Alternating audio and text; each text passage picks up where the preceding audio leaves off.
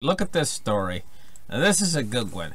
It says opinion. It's an opinion article. It's by Brett Arends, a columnist. Now we'll find out who he is real quick. I'll just click on here. It says Brett Arends is an award-winning financial columnist with many years' experience writing about markets, economics, and personal finance. He's received an individual award from the Society of American Business Editors and writings on his financial writing. He was part of the Boston Herald team and won 2 others. He has worked as an analyst at McKinsey & Company and as a chartered financial consultant. And he wrote a book called Stormproof Your Money. Well, when I first looked at him, here, I said to myself, gee, I wasn't too impressed. To be honest, I wasn't too impressed. He looks really smug in his photo. And because of what he was saying about Bitcoin, I thought to myself, hey, this guy is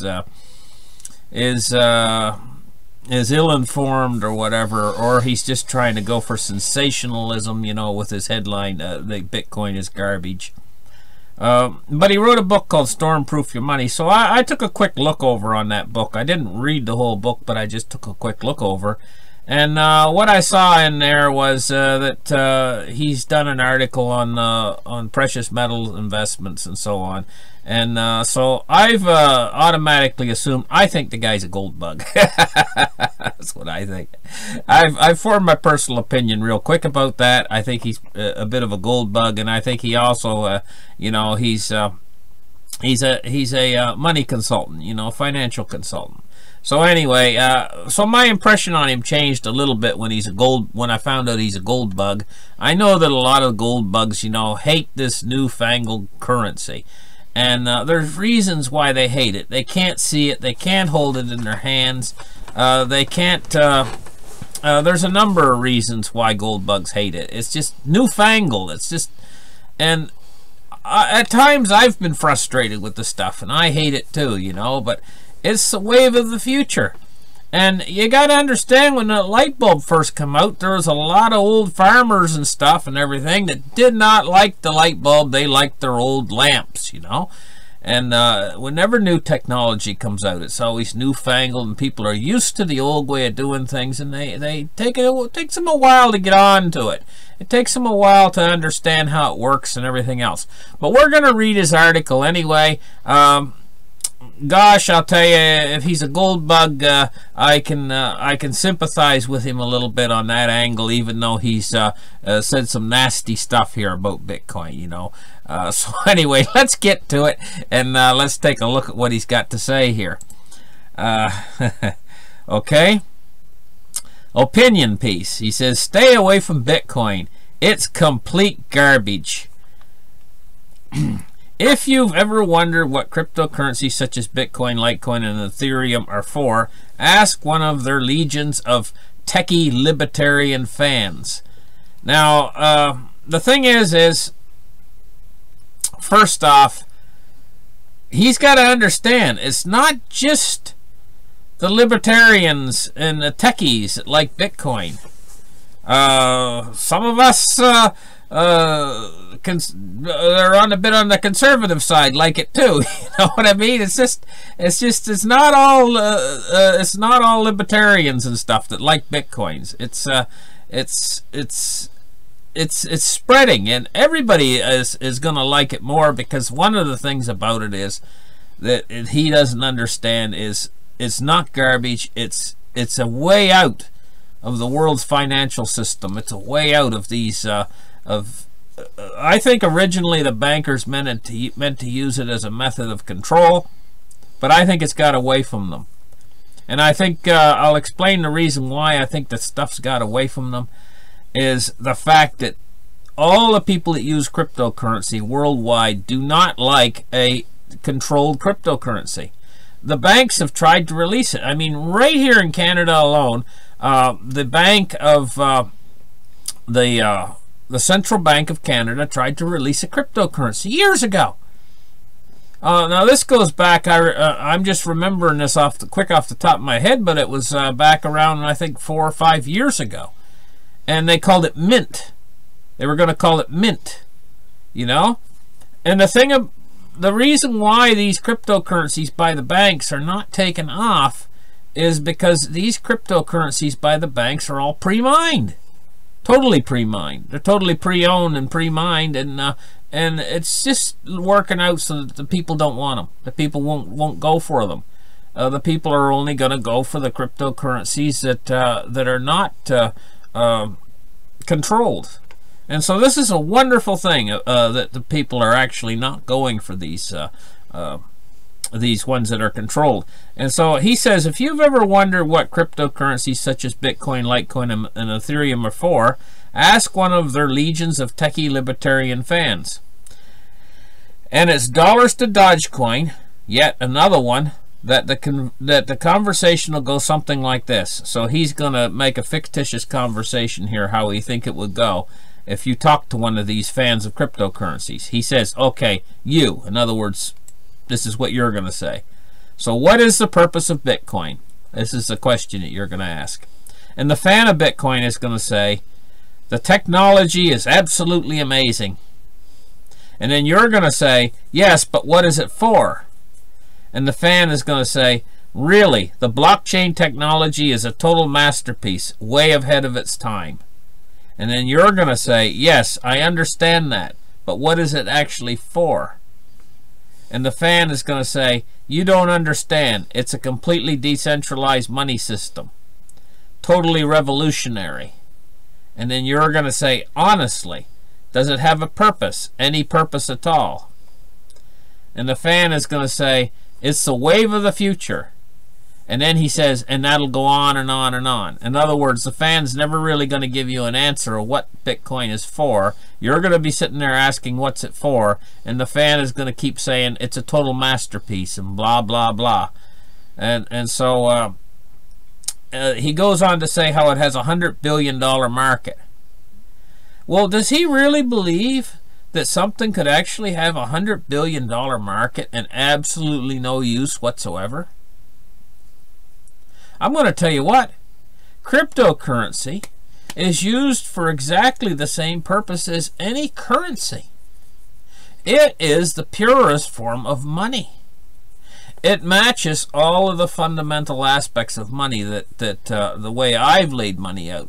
Now, if you watch my videos, I have simplified the aspects of money. And I'm going to go into a real quick explanation of that. They have like 5 different aspects of money, and it's quite complicated, but I've boiled it down to just 3 aspects of money. Number 1 is fungibility. That means that you can exchange any unit of money for any other unit of money, and it's all the same thing. In other words, your $5 bill in your pocket is worth exactly the same as somebody else's $5 bill, and that means you can trade back and forth between $5 bills. So $5 bills are all the same value. Now, gold and silver, they're the same. They can be traded. Any 1 ounce of pure gold is worth the same as any 1 ounce of other pure gold. Pretty much so. In the same way with silver. So they're fungible too. So that's fungibility. Well, Bitcoins are fungible, because 1 Bitcoin is worth the same as any other 1 Bitcoin. And so on and so forth. So Bitcoins and cryptocurrency are perfectly fungible, so they meet the first aspects of money. That's number 1. That's the first aspects of money, fungibility. The second aspect of money is store of value. It means you can take that money in and you can put it away someplace, and like take apples for instance. Say if you were using apples as trade. You take your apples and you put them in a safe, and you come back 5 years later, what do you got? There's no apples there. All there is an old bunch of rotten cores. You know, the apples have long since rotted away, so that does not make a good store of value. But now you can take your cryptocurrency and put it into a paper wallet, and you can store it away. You can take your gold and silver, and you can put that away and store it. Or you can take your dollar bills and you can put them away as a store of value. That's a store of value. And so cryptocurrencies pass that test of money too, as a store of value. Now there's a third aspect of money that's very, very important, and that's limited supply. So gold and silver are limited in supply. They come out of the ground and they're very hard to mine. It's very hard to find the stuff. It's limited in supply in the respect that it has to be mined, and it's the same way with bitcoins and litecoins. They have to be mined, and they're very limited in supply. So they replicate gold and silver, so they're limited in supply too. But now, what about fiat currency? Now, I absolutely know this Brett fella. He probably loves fiat. You know, he probably thinks that the almighty dollar is a good investment in the form of stocks and bonds. That's probably what he thinks. Oh, really? Is that a good store of value? Let's analyze it. First off, the dollar can be printed into infinity. They can make as many dollars as there are leaves on the trees. And what about your precious stocks and bonds that are connected to the dollar because they're priced in dollars, your stocks and bonds? What about them? Are they a good investment? The fact that those stocks and bonds are not a good investment because the United States is actually already broke. And those stocks and bonds are only as good as the United States government and the United States government being able to pay those stocks and bonds off. In the end, those stocks and bonds might be totally worthless because the United States actually is facing one of two situations here. Either default for their $100 trillion unfunded liabilities that they owe, and then another $20 trillion more in debt that they can never pay back. That's what's connected to those stocks and bonds. So I would say no, they're not your safe asset. Now, he likes gold and he likes silver probably, and I agree with him, that's good too. But he's missing out on this new third revolution in money. This new revolution in money is going to actually take the world by storm, and it's already into a $100 billion market of it. It's not going to go away. It's not going to go away, and it's going to grow. And the reason why it's going to grow and the reason why it's useful, I'll explain it to him right now. It's not the new technology so much, although that is very important, and he is dismissing that as if it's irrelevant. And that's a big mistake he's making, dismissing it as if it's irrelevant. But the big technology here allows you to dismiss the banking system as a third party. You can become your own bank. And so all of these corrupt banking systems out there that have been taking advantage of mankind for goodness knows how long, and they're going to lose the trust of the people eventually, because they're going to destroy. They're like a bird that's pooping in his own nest. They're going to destroy the trust of the people, and more the people are going to start to trust this technology, because this technology does not steal your money. You will not wake up some morning and go into the bank and the doors will all be locked, because all of these people that have trusted the banks, they've bought the stocks and bonds and everything, they've bought into the banking system, they've got all their money stored in the bank. They're going to wake up some morning and go to the bank, and they're not going to be able to get inside the bank.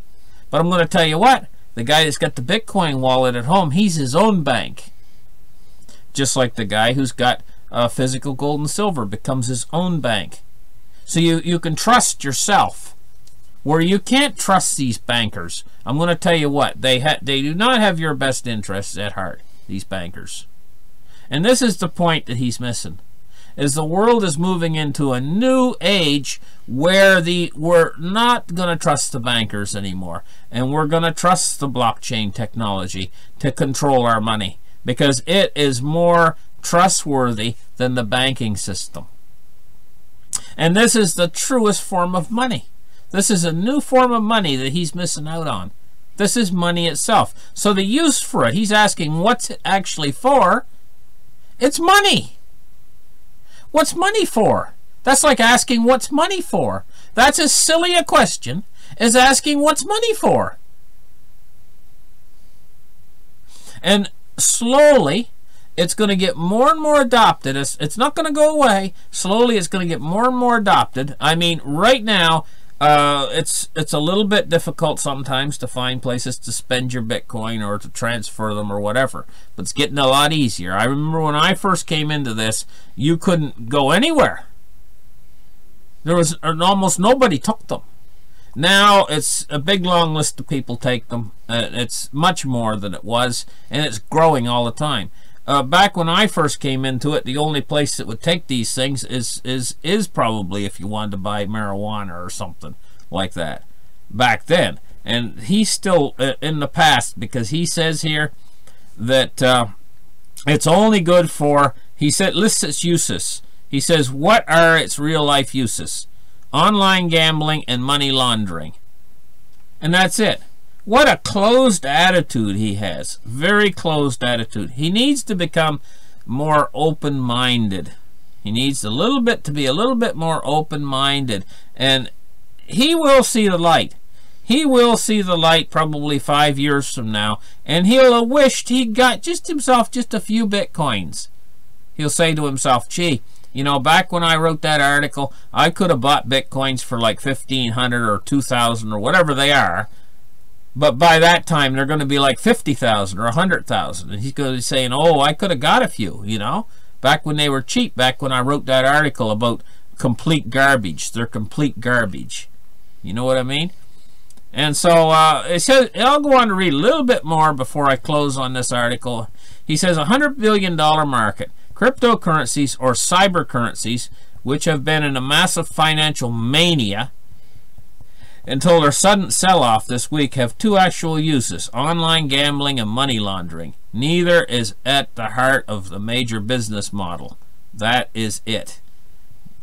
And these, preposterously, are the fundamentals behind the mania that has driven these currencies up 30-fold.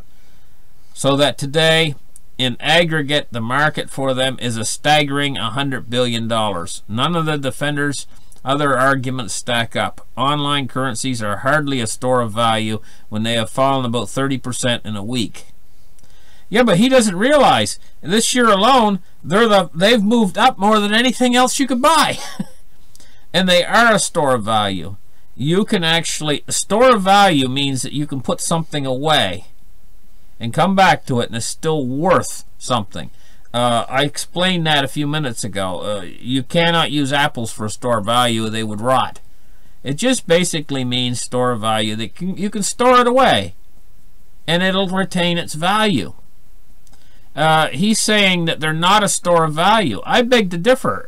If you went out and you purchased a Bitcoin back when they were $1 each and stored them away, you would have had a fantastic store of value, possibly the best store of value that there ever was. And take a look at Max Kaiser, for instance. He bought a whole bunch of Bitcoins. I think he still got them. I'm not sure if he sold them or what, but he was keeping them on a paper wallet. You know? So that's, paper wallet would be every bit as good of a store of value as bills. Like if you were to take bills and put them away in a safety deposit vault. Because paper is paper. The bills are made out of paper, right? Is that making sense? And so, yes, they're an extremely good store of value.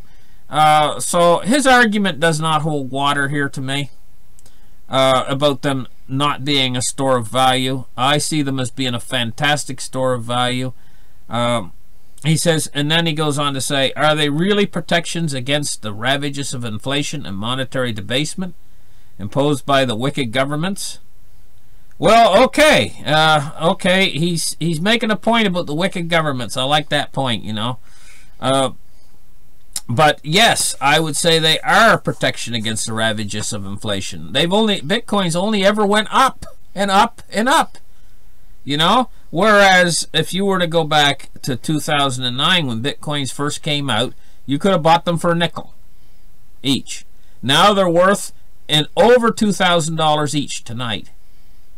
He says, are they really protections against the ravages of inflation? Well, you could have bought them for a nickel in 2009, and now they're worth over $2,000? What do you think about his statement? So anyway, I'm going to leave it on that. I'm not going to go into any more of his ridiculous argument here. I think maybe he's going a little bit for sensationalism, but I would make a recommendation to this guy. I'd make a recommendation. He's probably got quite a bit of money stored away because he's into investments and stuff, and he's probably into the stock market, and he's probably done rather well in the stock market over the last few years during all this quantitative easing. And I would make a recommendation. Be safe, buddy. Just get yourself a few of these, a little bit of this cryptocurrency, and put it away for yourself on paper wallets. This is the recommendation I'd make to him. Even though you wrote this article, don't let anybody know that you did it. Just go and do it and keep it secret and put them on a paper wallet and put it away for yourself, because you might make a fantastic return on your investment, the best return you've ever made in your entire life. You know. Okay, thank you very much for listening. Like and subscribe, and hey, we'll catch you in the next article. Bye.